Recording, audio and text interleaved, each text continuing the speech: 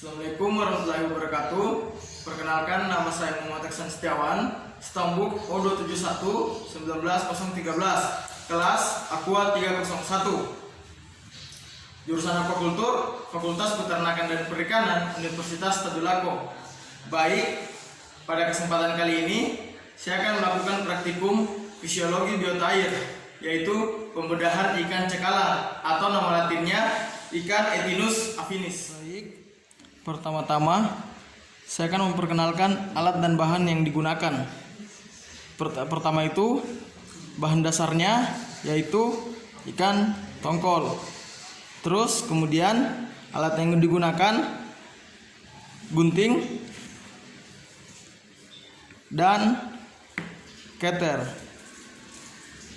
Baik, mungkin itu alat dan bahannya. Baik, di sini saya akan menjelaskan morfologi pada ikan cekalang, yaitu ada pada bagian kepala dan bagian badan. Pada bagian kepala terdapat mulut, mata, nostril, sungut, tutup insang, dan insang. Pada bagian badan terdapat sirip dada, sirip perut, anus, sirip anus, ekor, sirip ekor, sirip punggung, dan punggung.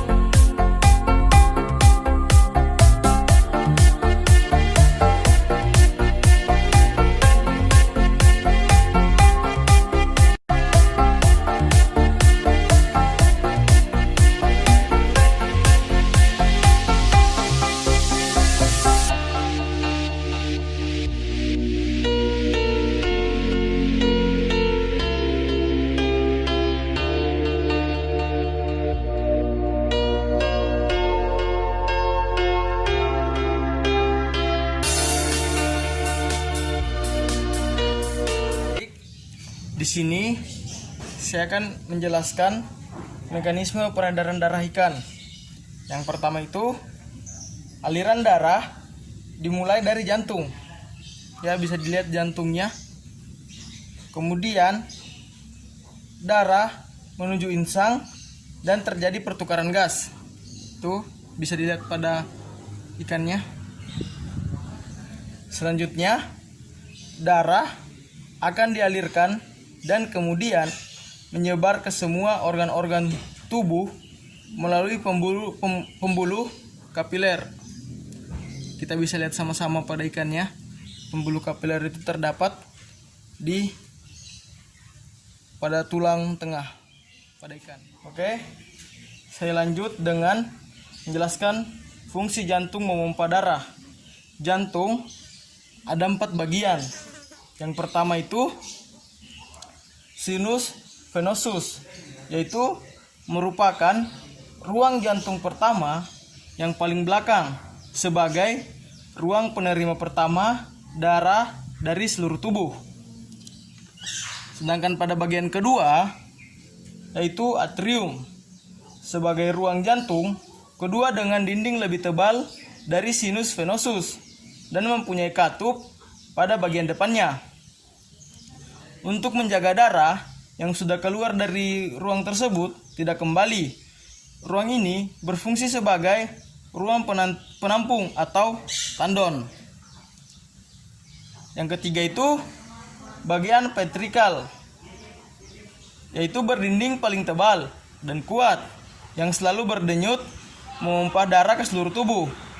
Mempunyai katup di depannya untuk mencegah darah yang telah dipompakan tidak kembali. Terus yang keempat itu ruang jantung yang keempat terletak di depan ventrikel pada ikan. Ruang ini berdinding tebal dan disebut bulbus arteriosus. Sedangkan ruang ini berdinding tipis yang disebut corpus arteriosus. Di dalamnya terdapat beberapa katup yang berfungsi untuk mencegah sama sekali darah yang telah dipompakan kembali ke ventrikel. Baik, pada kali ini saya akan menjelaskan proses respirasi pada ikan. Pada waktu mulut ikan membuka, air masuk ke dalam rongga mulut. Tutup insang menutup dan air kemudian mengalir melalui insang.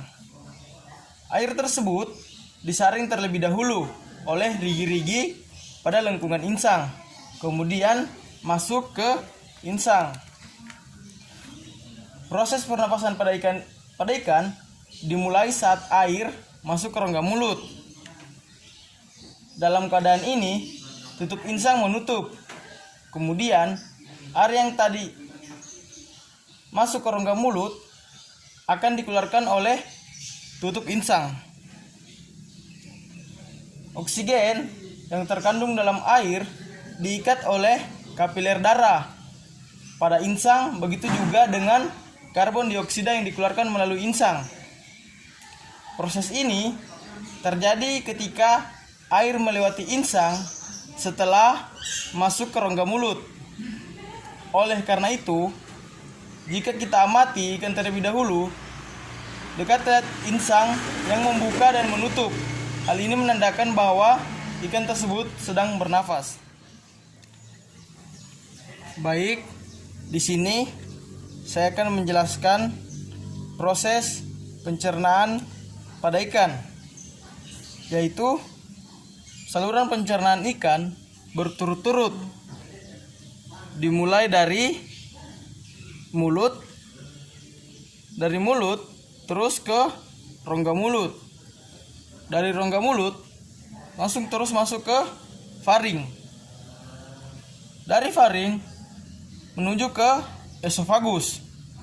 Setelah dari esofagus menuju ke lambung, lambung menuju ke usus. Setelah dari usus menerus ke anus.